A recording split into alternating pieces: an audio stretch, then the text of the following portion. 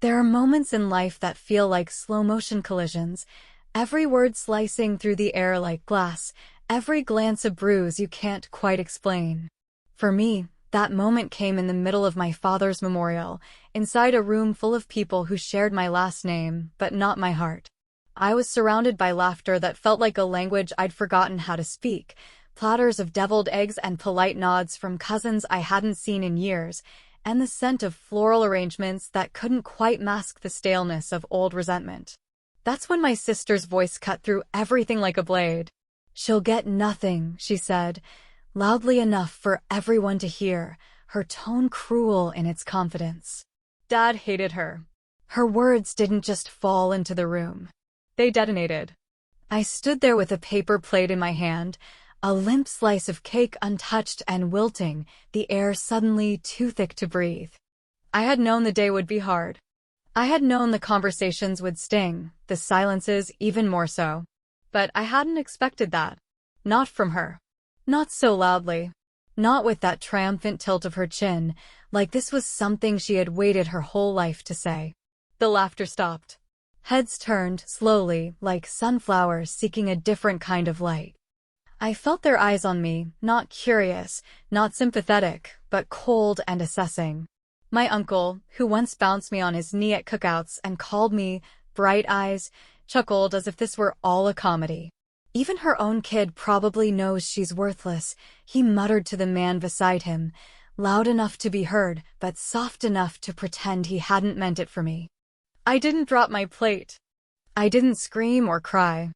I just stood there, frozen, the fork hovering midair like I was still considering that bite of cake I'd never take. The silence around me was the loudest thing I'd ever heard. Not one person spoke up. Not one relative defended me. Not even a whisper of dissent. And yet, in the middle of all that stillness, I felt the smallest hand slide into mine.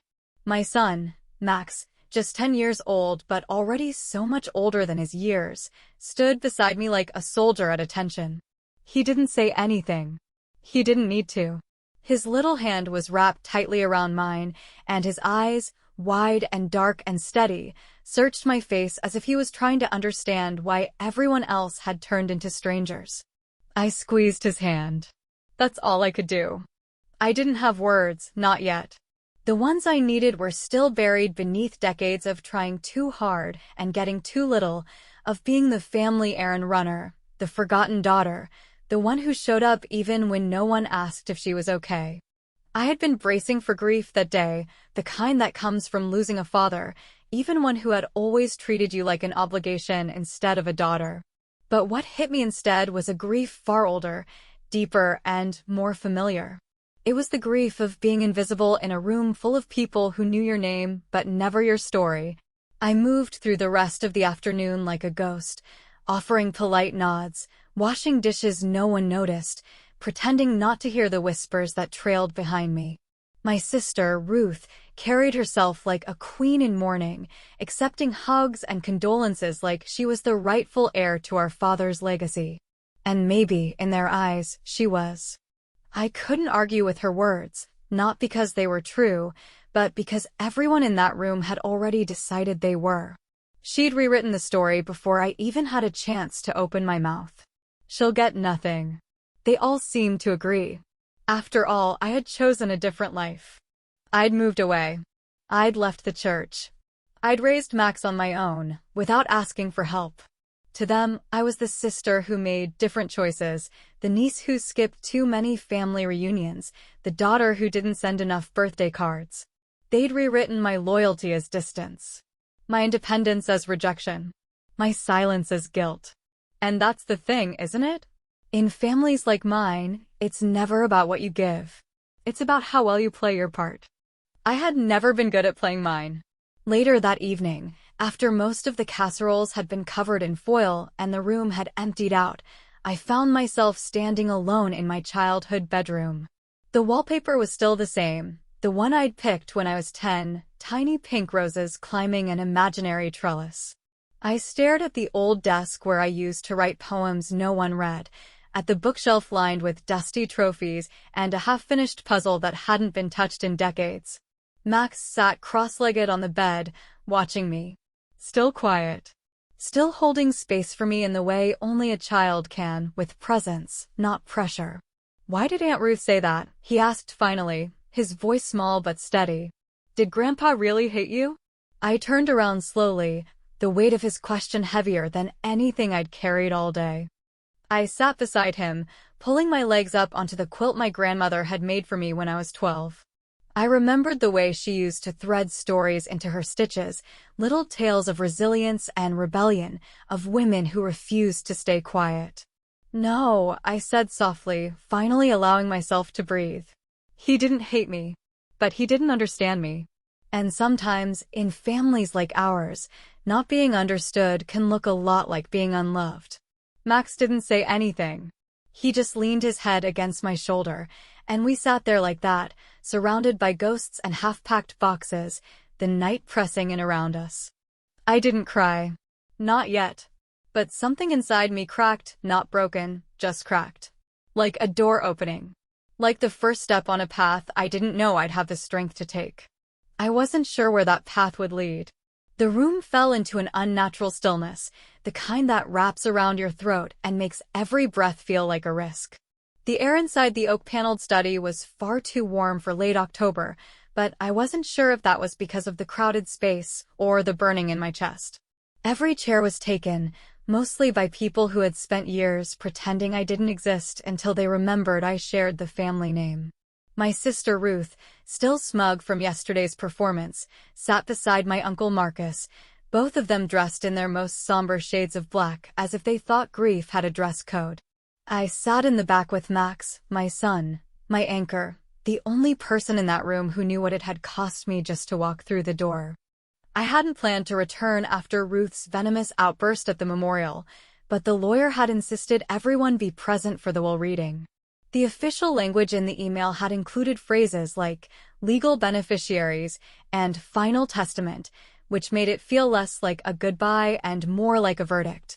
The lawyer, a man named Harold Bancroft with the kind of voice that made you wonder if he narrated audiobooks in his spare time, sat behind our father's mahogany desk.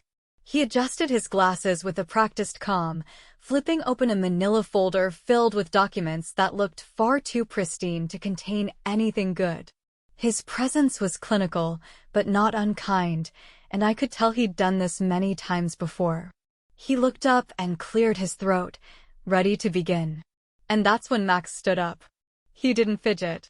He didn't stumble. He simply rose to his feet beside me, his small hand still wrapped around mine until he let go to speak.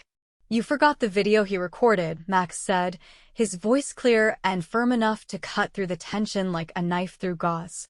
The room shifted, shoulders stiffened, eyes darted, and Ruth's neck visibly snapped to the side like she'd been slapped by the words. There was a beat of silence where the only sound was the subtle whirring of the ceiling fan overhead. My uncle blinked slowly, his fingers tightening on the armrest of his chair, and a few cousins exchanged sharp, confused glances. Harold looked genuinely caught off guard, which was impressive considering he probably rehearsed these moments down to the syllable. He tilted his head slightly, scanning the folder in front of him before looking back up. "I beg your pardon, young man," he asked, not with condescension, but genuine curiosity. Max stepped forward, never once looking at anyone but the lawyer. "My grandpa recorded a video," he said, his voice trembling just slightly now that he had everyone's attention. "He said it was really important. He told me to make sure they played it before anything else." You could feel the energy in the room shift again, this time like a tide pulling back just before the wave crashes. Ruth's expression curdled into something between disbelief and annoyance, her lips parting as if to object, but Harold raised one hand before she could speak. "One moment," he said, his voice calm but sharper now. He pulled out a different folder, this one labeled Addendum, Final Requests, and carefully flipped through the contents. After a few seconds, he froze. "Well," he muttered, more to himself than anyone else, he certainly did. He looked up again, and this time his voice carried more gravity. "There is indeed a video message. It's marked to be played prior to the reading of the will. I apologize for the oversight. He pressed a button on the small remote beside him, and the television mounted on the wall flickered to life. Static gave way to a still image of my father, older, thinner than I remembered him in recent years, seated in the very chair where Harold now sat. His suit was slightly wrinkled, and he looked tired. Not just physically tired, but soul-weary in a way that only comes after a lifetime of decisions that don't sit right in the dark. When he began to speak, every eye in the room was on him. No one dared move. "If you're watching this," he said slowly, "then I'm gone. And if I know my family like I think I do, things have probably already started to get ugly." Someone chuckled nervously in the front row, and Harold shot them a look that silenced it instantly. "I wanted this video played first because I knew there would be assumptions," Dad continued, his gaze steady and voice measured. "Assumptions about what I valued. About who mattered. About who gets what. But there are things I never said out loud. Things I couldn't find the words for while I was alive. So I'm saying them now." Ruth's arms were crossed so tightly over her chest that her fingers were turning red. She glanced at me once, just once, and I saw something in her eyes that hadn't been there before. "Worry. I wasn't always a good father," he said. "I know that. I showed up late, or not at all. I let resentment grow instead of talking things out. And there's one person in this room I owe more to than anyone else. My eldest daughter." A few heads turned toward me then, slowly, like a lighthouse beam sweeping across the wreckage of an old storm. I didn't say it enough. Probably not ever. But Amelia, you carried this family in ways none of us deserved. You did it quietly. You did it without thanks. And I see now how that silence broke something in you. My throat tightened. Max slid his hand back into mine without saying a word, but I felt the pressure of his fingers, strong and unwavering. "Everything I own," Dad said, "was built on borrowed time and favors. But what I leave behind, the house, the land, the accounts, it's not just money. It's acknowledgement. So here it is on record." He paused then, as if weighing the words before he spoke them. "My estate goes to Amelia. All of it." The gasp that moved through the room was collective and immediate. Ruth let out a sound that was half cough, half growl. My uncle looked like someone had slapped him with a legal brief. But the only thing I felt in that moment wasn't victory. It was vindication. Because I hadn't asked for his money. The silence that followed the video's initial bombshell felt like the inside of a vacuum, too still, too unnatural, as if even the air itself had recoiled from what we'd all just heard. But then, the screen flickered again. The video hadn't ended. My father's image reappeared, his face closer now, his expression unreadable but sharp, like a man who had made peace with his mistakes and now had one final chance to set them right. He leaned forward, folding his hands on the desk that had once seemed so enormous to me as a child, back when I used to sneak in and leave him little notes scrawled in crayon. I'd sign them "Love, Amelia," and place them carefully in his drawer, never knowing if he even read them. "I know this is going to cause trouble," he began, his voice a little rougher now, as though even he couldn't avoid the gravity of what he was about to say. "But it needs to be said. I owe my daughter the truth, even if it makes the rest of you uncomfortable." I didn't breathe. I couldn't. Around me, the room was frozen, like a photograph taken mid-chaos. My sister Ruth sat stiffly upright, her lips pressed into a tight, pale line. My uncle Marcus, normally so smug, now looked uneasy, shifting in his chair like the cushion had suddenly caught fire. The cousins whispered behind cupped hands, their glances bouncing between the screen and me like they were trying to figure out how they'd missed something so enormous. "I want to talk about Amelia," Dad said, and this time, he said my name like it meant something. Not the version of her that some of you created to justify your own selfishness. Not the caricature passed around at family dinners when it was easier to blame her than to face the truth. I'm talking about my daughter. The woman who never turned her back on me, even when I didn't deserve her loyalty. There it was. The thing I had waited my entire life to hear, the truth I had once convinced myself I didn't need. And yet, hearing it now didn't bring tears, it brought clarity. Cold, sharp, liberating clarity. I failed her, he continued, his eyes locked on the camera. I let people in this family rewrite history because it was easier for me to stay silent than to confront the poison that had been seeping into our roots for years. He paused, letting the words sit heavy. Ruth, he said next, and her name hung in the air like a stone about to drop. You told people I hated Amelia. That she would get nothing because I didn't love her. But what you didn't say, what you would never admit, is that you said those things to keep her out. You said those things because you feared her presence would expose how little you actually contributed while I was sick. Ruth's face turned scarlet, but she didn't interrupt. She couldn't. The video was a shield I didn't know I needed, and it was holding the entire room accountable. She was the one who visited quietly, he said. She never asked for credit. She brought me meals, changed the sheets in the middle of the night, and sat with me when I couldn't sleep. Meanwhile, you were too busy positioning yourself for the inheritance, asking me to rewrite the will, suggesting she didn't care, that she was just waiting for her share. You manipulated, guilt-tripped, and lied, and I allowed it. That is my failure.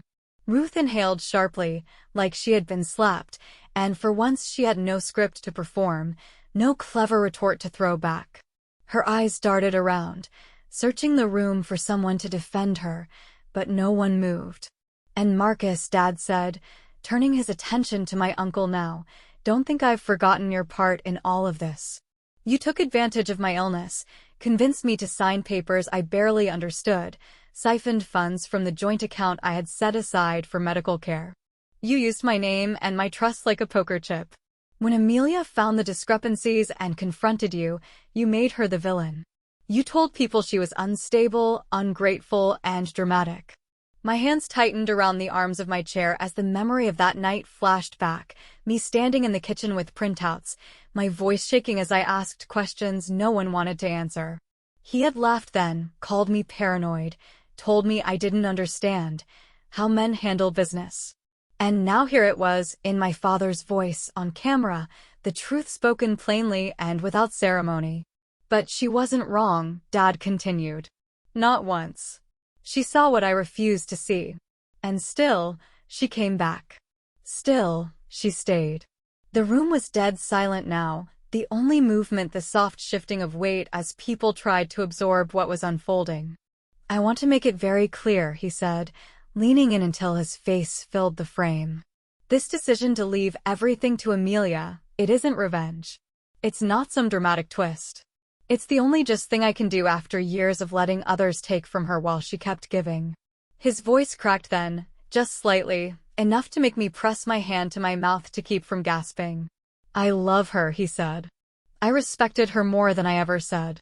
And I regret not telling her when it mattered. So I'm telling her now. Amelia, you're my daughter, my redemption, and the only person who never stopped seeing me as a man worth saving.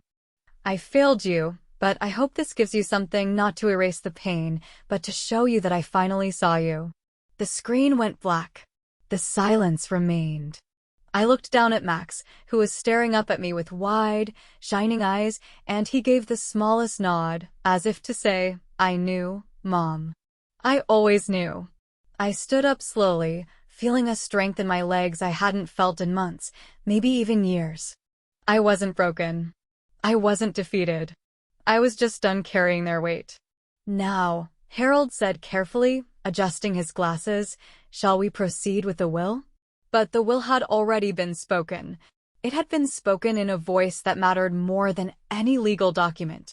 The weight of the silence after the video ended was unlike any silence I had ever known.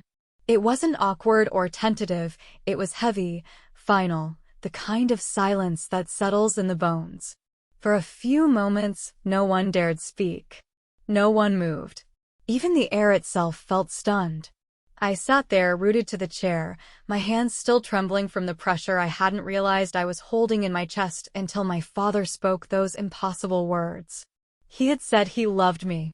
He had said he respected me. He had seen me, not just as the daughter who kept her distance or the one who quietly managed everything behind the scenes, but as the person who had stood by him, cared for him, and never asked for applause. It should have felt like triumph, like justice served cold and clean. And it did, in part. But there was grief in it too. A tidal wave of it. Grief for the years spent hoping he might one day say those things while he was still breathing.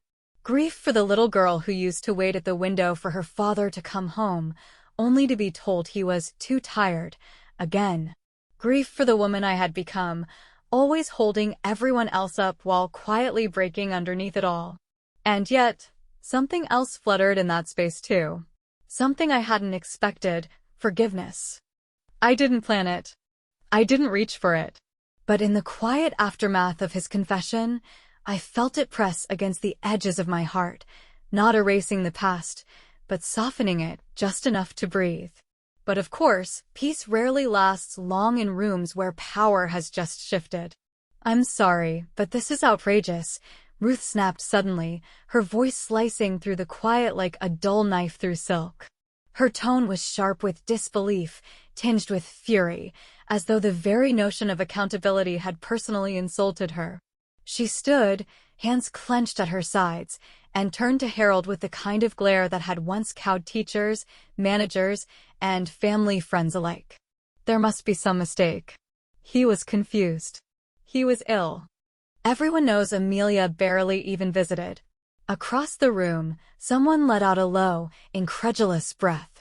I couldn't see who it was, but the shift was palpable. The cousins who had once nodded along to Ruth's every performance were now looking at her differently, like they were seeing her for the first time without the stage lights. Ruth, Harold said evenly, glancing down at the will in front of him, your father signed these documents in full capacity, under the presence of 2 witnesses, and with medical clearance confirming his mental state. There is no mistake.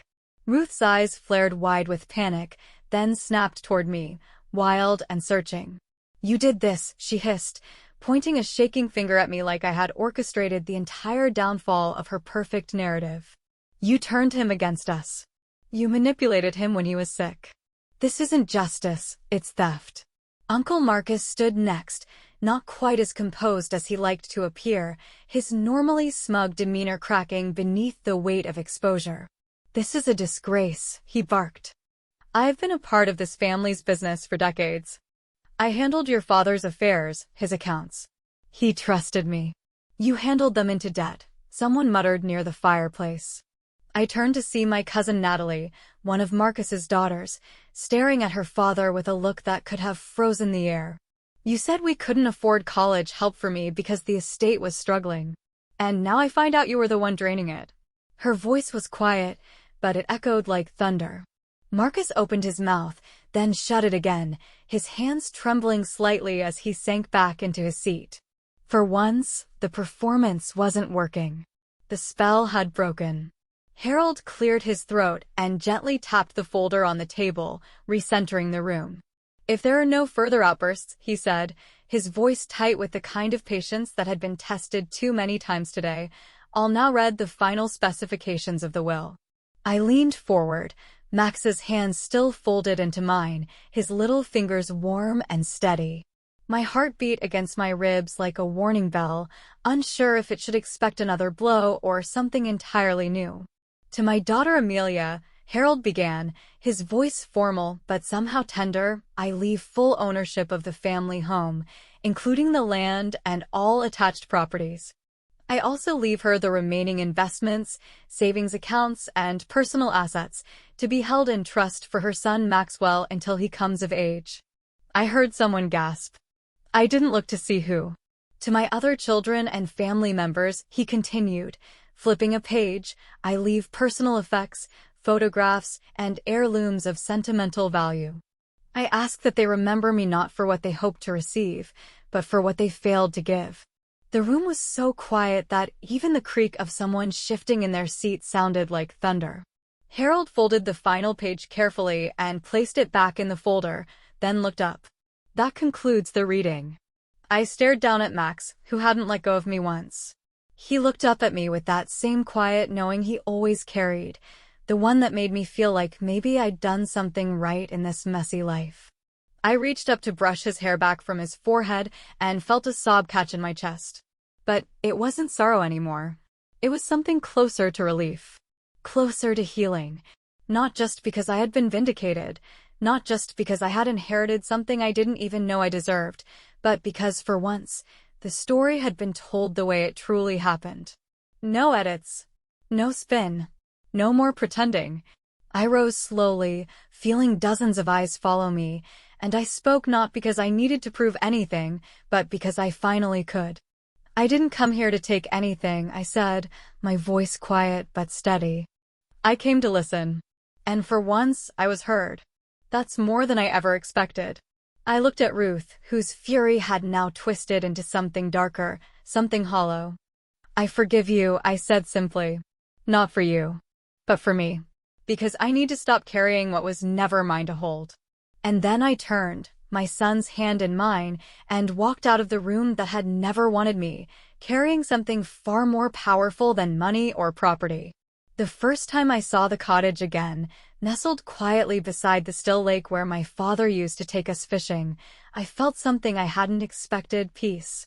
It wasn't loud or overwhelming. It didn't come in the form of tears or fanfare. It was quieter than that, more sacred, like a breath I'd been holding since childhood had finally been released into the open air.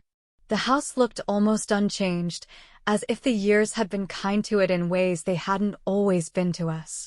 The wooden steps still creaked the way I remembered, the porch swing swayed gently in the breeze, and the lake stretched out in front of us, unmoved and eternal, like it had been waiting. There was a softness in the air that morning, the kind that made the trees seem to hush their rustling out of respect.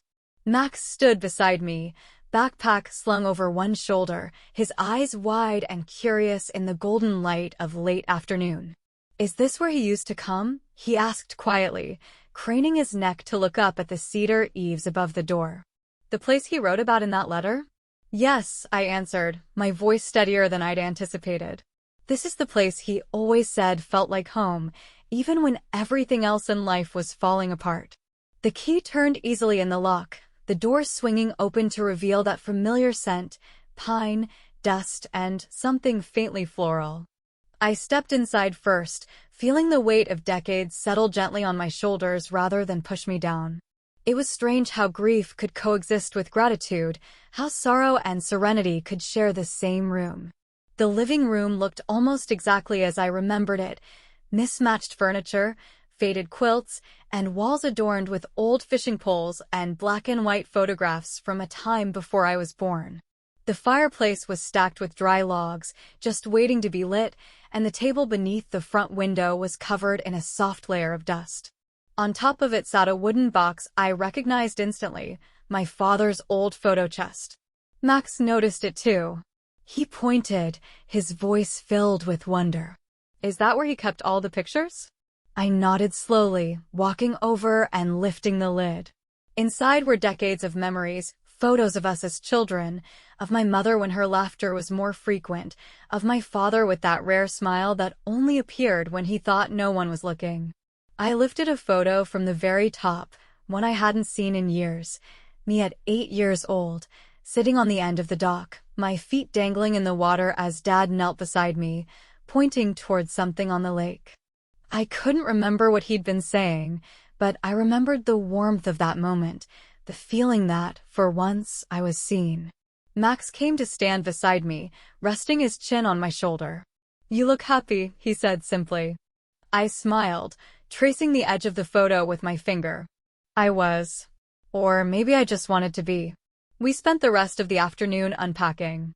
The cottage had been left mostly furnished, and it felt like opening a time capsule, each drawer and cabinet revealing bits and pieces of the man I was still trying to understand. Max moved through the rooms with the energy only children seem to possess after a heavy few days, and I let him, watching as he found joy in rediscovering the spaces that had once been a part of my own growing up. Eventually, we returned to the photo box, spreading the pictures out across the wooden floor like puzzle pieces of a life too complex to capture in any single frame. There were photos of birthday parties, fishing trips, awkward teenage holidays, and summer nights with marshmallows and stories by the fire. But there were also gaps, moments I remembered vividly but saw no evidence of, expressions I knew had been missing even in the moment they were captured. Max picked up a picture of my father and me at my high school graduation. I was smiling, proud, with a hint of sadness tucked behind my eyes. My father stood beside me, stiff, formal, his hand hovering just behind my shoulder. "Did he come to all your graduations?" Max asked innocently, turning the photo over in his hands. I hesitated before answering. "Not all. But he was there when it mattered most, even if I didn't see it then." The forgiveness had crept in quietly. It didn't announce itself with fireworks or grand epiphanies. It came with the unfolding of old memories, the quiet decision to stop measuring love by its failings. My father had been flawed, yes, and distant more often than not. But in the end, he had spoken the words I needed. And in the silence that followed, I had found a new truth: not all redemption is loud. Max stretched out beside me on the floor, his small body warm against mine, the photos surrounding us like fallen leaves waiting to be gathered. "Do you think he'd be proud of us?" he asked. I turned to look at him, this boy who had witnessed more pain and strength in the past few weeks than many see in years. I brushed the hair from his forehead, and my voice came out quiet but sure. "I know he would be. Not because of what we've inherited, but because of what we're choosing to become." He nodded thoughtfully, then picked up one of the blank albums we'd brought along. "Can we put the pictures in this one?" he asked. "We can write little notes next to them, so we remember the good stuff." That moment, his voice, that question, was when I understood fully. He wasn't just helping me build a home inside these walls. He was helping me rebuild something inside myself. Memory by memory, photo by photo, we were choosing love. Not the kind that always showed up on time, but the kind that had finally arrived when it mattered. So we worked quietly, the late afternoon sun pouring through the window as we filled the album with fragments of the past. And in those pages, I began to let go of bitterness, not because it wasn't justified, but because it no longer served me.